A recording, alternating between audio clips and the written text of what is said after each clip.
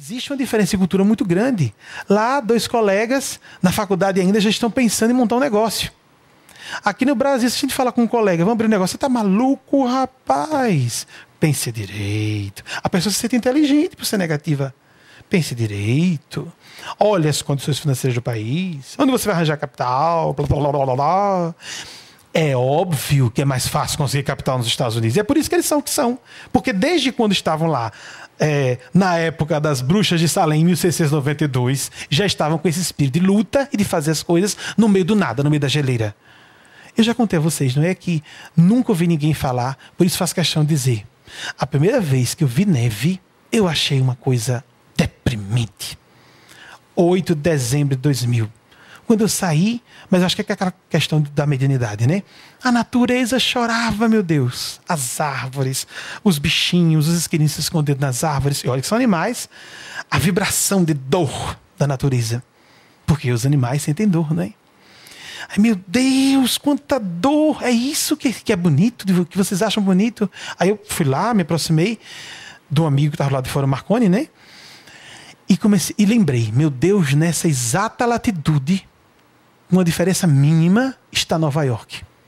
Nova York está em cima dessa geleira. Nova York no século XIX. Nova York e Chicago, mais uma latitude superior ainda. Ou seja, mais gelada ainda. Numa região que para a época era muito continental. Poucos quilômetros para dentro, para longe da costa, era um horror de viagem. No meio do século XIX. Meus amigos, década de 1850. E eu recebi uma revelação dos espíritos recente. Mas veja como tem lógica. Foi na década de 1850. Essa é a informação. Depois eu falo da revelação mediúnica. Isso é informação. Por vias da imprensa, etc.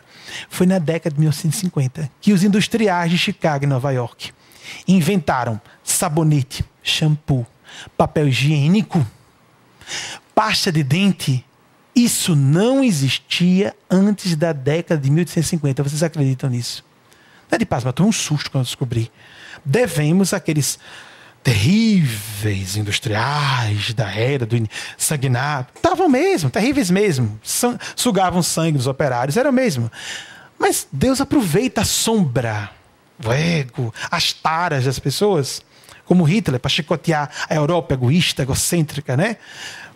Que vampirizou os países colonizados séculos sobre séculos. Então, pronto, precisava de um Hitler para sacudir. Ele não tem mérito nenhum sobre isso. Mas foi necessário. A revelação mediúnica. Logo depois que essas indústrias começaram a produzir sabonete, shampoo, papel higiênico. Gente, eu quero um mundo sem papel higiênico. A primeira latrina britânica de louça de 1848.